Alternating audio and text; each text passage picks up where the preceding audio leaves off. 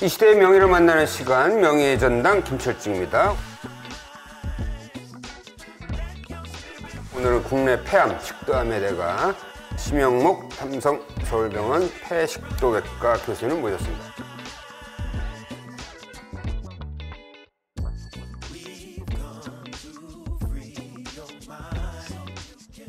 안녕하십니까. 안녕하세요.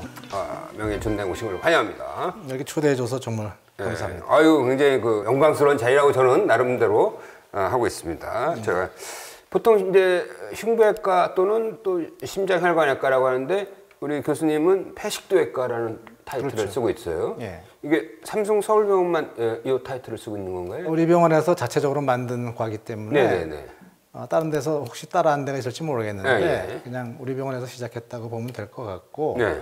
흉부외과 아니었나요? 그때 시작할 때는? 흉부외과였죠. 예, 예, 나는 흉부외과로 들어갔고. 서울대에서 이제 시작하신 거죠? 그래서 흉부외과 들어갔고 원래는 이 흉부외과 하나 아닙니까? 예, 흉부외과 큰. 흉부외과. 예. 미국에서는 뭐라 그러냐면 Department of Thoracic and Cardiovascular Surgery 이렇게 되어 있어요. 네, 그러니까 흉부 및 심장혈관 외과. 예. 너무 또 다르잖아요. 심장하고 예. 나머지는 다르기 때문에 우리 병원이 이제 크게 그 과를 만들면서 그렇게 논하놨죠. 완전히 분리되는 거죠. 알겠습니다. 맨 처음에 흉부외과 하실 때 폐식도외과를 생각하고 하신 건 아니죠? 그때는 이제 재밌는 얘기가 우리 이제 몇 년 선배님이 과감하게 흉부외과를 딱 달고서 개업을 했어요. 아무도 안 오는 거예요, 병원에. 흉부외과 뭐는 데지 모르니까. 그러니까요. 1년 동안 근근히 버텼는데 그 이유가 뭐냐면은 사람들이 와서 점 빼달라 그랬대. 흉부 그러니까 점 빼는 데인가 보다. 그래가지고 우리나라의 흉부외과에 대한 인식이 그럴 때였거든요. 흉터 뭐 이런 생각이 나고. 그때가 이제 사실 우리나라의 굉장히 큰 전환기였는데 대략 언제죠, 그게? 79년이니까 그때 막 심장수술 막 하기 시작할 때인데. 서울대병원 그 신관이 처음 딱 생겨가지고 제가 이제 첫 번째 인턴이었어요. 그게. 아, 그러세요? 응급실 그것도 예. 응급실에 가서 근무했는데 처음 첫 달을. 예. 그리고 그때 이제 그 의료 보험이 바로 그 전해인가 이렇게 돼가지고. 환자들이 비용 부담이 좀 적게 심장 수술을 받을 수 있게 됐어요. 맞아요. 그리고 그때 심장재단이라는 심장대 생겨서 생기고. 막 지원해주고. 그러니까 무슨 일이 벌어지냐면은 예. 흉부외과에서 하는 수술 중에서 예. 심장 수술은 굉장히 드라마틱하고 그렇죠. 재밌어요.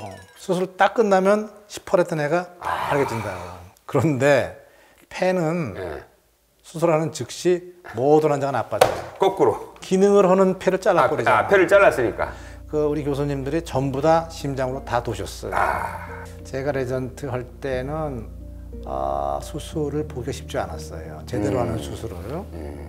특히 식도 수술은 식도암 수술 제대로 하는 건 본 적이 없어요. 아니, 그냥 수술하는 의사가 없었네요. 예. 자, 그렇다면 하여튼 그 당시에 심장 수술 붐이 일고 서전 입장에서는 야, 저거 멋있다 라고 했는데 굳이 그 아무도 안 하고 했던 폐식도암 수술에 나서면 계기가 온 건가요? 그런 게 어떻게 보면 운명인데 사람이 네. 누구든지 내가 이제 심장을 할 줄 알았어요, 사실은. 그러겠죠. 운명이 바뀌는 얘기가 나오네요. 예. 근데 제가 이제 군대를 제대하고 나와서 그 당시에 이제 서경필 교수님이 과장하고 계셨는데 길병원에 가보라고. 길병원에 그때 흉부외과가 없었어요. 그래서 질병원에 가서 흉부외과를 만들어라. 거기 가면 이제 심장 거기를 원하셨더라고요. 그러겠죠. 아무래도 수요가 많고 그러니까. 예. 근데 그때 또 한 군데 그 얘기가 있었던 거가 원자력병원에서 과를 만든다고 그러더라고요, 흉부외과를. 대학병원도 슬슬 흉부외과를 만들기 시작할 때 이제 길병원하고 원자력병원을 이제 고민하신 그렇죠. 거네요. 그래서 이제 원자력병원을 제가 가서 보니까 병실에 생각보다 식도암이 많은 거예요, 환자들이. 오, 여기 와서 내가 수술로 해야 되겠다. 이 사람들을 한번 해봐야겠구나. 그렇지. 그래서 이제 거기서 바꾼 거예요. 원자력병원에 가서 병동을 둘러본 순간이 이 폐식도외과로 들어서는 큰 계기가 된 거네요. 그렇죠. 근데 이제 시작을 했는데 내가 사실은 옛날에는 그때만 해도 그 각 과의 의사가 항암 치료를 다 하던 때예요. 그러니까 일본외과에서도 항암 치료, 산부인과에서도 항암 치료. 뭐 요새도 산부인과에서는 하지만 나는 이제 가서 수술로 승부를 내겠다고 생각을 했지. 어차피 마음 먹었으니까. 종양내과랑 수술을 하는 과랑 분리하겠다. 항암 치료는 그쪽에서 해라. 우리는 수술만 하겠다. 이런 그렇죠. 거죠. 서전의 자존심이죠. 그래야지 또 수술이 발달할 그렇죠, 수 있으니까. 그렇죠. 그리고 심지어는 외래도 안 볼라 했어요, 처음에는. 근데 이제 수술하는 환자를 봐줄 게 사람이 아무도 없는 거예요. 누가 봐줘 그거를. 외래를 보셔야죠.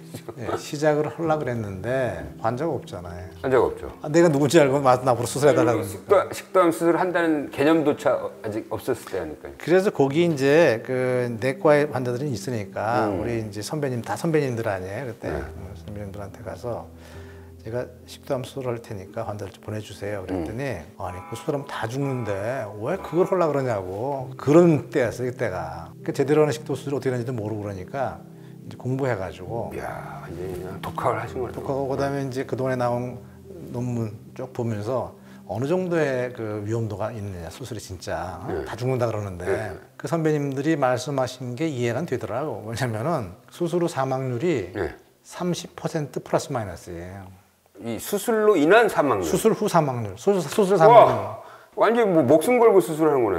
근데 제가 이제 그 원자력병 갔을 때가 87년이니까 시간이 좀 지났잖아요. 그 다음에 나온 논문들이 있잖아요. 다시 쭉 해서 공부를 하니까 일본에서 나온 논문들을 보니까는 한 5% 정도 미만으로 나온 것들도 있더라고요. 수술 사망률이. 그 사이에 이제 발달했군요. 네, 됐다 그래가지고 이제 공부해가지고 슬라이드를 만들어서 우리 그 모든 스태프들을 다 오시라 그래서 모아놓고 강의를 식도암 프레젠테이션 한 거예요. 네. 그게 몇 살 때였습니까?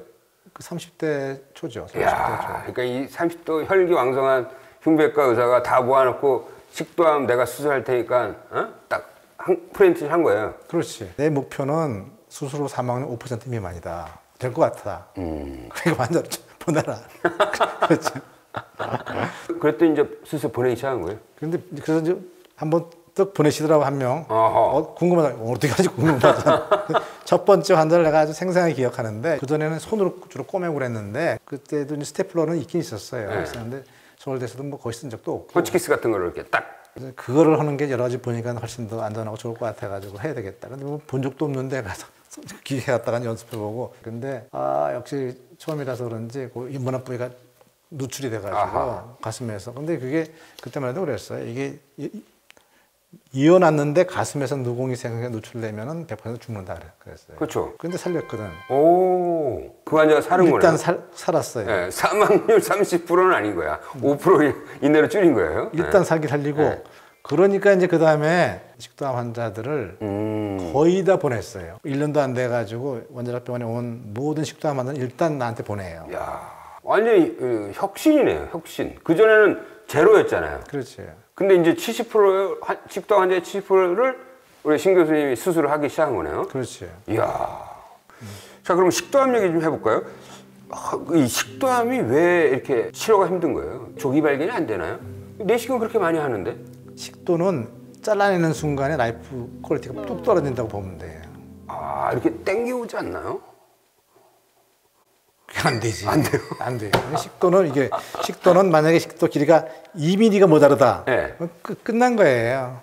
그 정도면 모자라도 쓸 수가 없잖아. 옆으로 세면은 끝이에요. 일단 길이는 100% 만들어줘야 되고. 그러니까 이제 암을 만약에 요만한 암이 하나 있다. 근데 그걸 달랑 잘라내고 이게 거의 안 돼.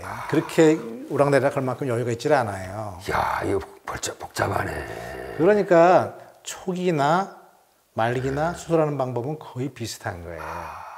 이 인공식도는 없나요? 이렇게 좀 잘라내고 좀 인공식도 붙이고. 아직까지는 없어요. 그래서 그 대신 이제 뭐가 있냐면은 우리 창자가 많잖아요. 창자를 떼운다. 그래서 이제 제일 많이 쓰는 창자가 위고 사실 위를. 식도를 잘라내고 위를 끌어올려 가지고 그래서 위가 이제 목에까지 올라오는 거지. 이 식도의 세계가 굉장히 심오한데. 그게 그래서 참 어려운 거예요. 이게. 생각해보니까 위는 쉽네. 아니 위 하시는 분들한테는 그런 얘기지만. 사실이 그래요. 그리고 왜냐면 위 수술할 땐 배만 열면 되잖아. 그렇죠. 근데 우리는 작은 식도암 수술할 때도 배를 열고 가슴을 열어야 된다고. 그리고 두 개 다 여세요 그러면? 다 해야지. 그리고 이제 위치가 위에 있으면 목까지 열어야 돼요. 와. 그러면 그 수술할 때 위장관 외과도 들어와요? 아니면은 아니죠. 다 하세요 그러니까? 다 해야지. 이야, 그럼 뭐 거의 위장관외과, 이 두경부외과를 같이 하시는 거네. 그러니까 식도를 제대로 수술하려면은 일본 같은 데는 식도외과 따로 있잖아요. 그래요? 따로 해요. 식도암 하는 사람은 식도암만 해요. 근데 식도암을 하려면은 뭐를 알아야 되냐면 뱃속에 있는 모든 장기를 다 자기가 다룰 수 있어야 돼. 소장, 대장 맘대로 자르고 그다음 끌어다 붙이고 이런 걸 할 수 있어야지 식도 수술을 제대로 하는 거예요. 야. 그러니까 이게 뭐 암이라는 게 일단 수술로 잘라낼 수만 있다면 가장 확실한 치료법이잖아요. 확실히 생존율은 올라갔겠네요. 5년 생존율이 40% 가까이 되니까 40%예요 이제. 폐암보다 더 좋아요. 식도암 생존율이. 그러면 이렇게 생존율을 40%까지 올린 신 교수만의 가장 핵심적인 노하우는 뭐였나요? 기본적인 거에 대한 이해하고 환자에 대한 애정이 있어야 돼요. 이런 게 난 더 중요하다고 생각을 하는데, 왜냐하면 이 식도라는 놈은 대동맥, 심장 사이에 딱 있어요. 그렇죠. 좀 위로 올라가면은 기관지가 딱 있거든. 네. 붙어 있거든 다. 내가 이제 우리 그 레전트들 이제 트레이닝하고 그러면서 얘기했던 거가 뭐냐면, 이 흉배과 의사가 기술이 없고 할 수 없어서 못 하는 건 없어야 된다.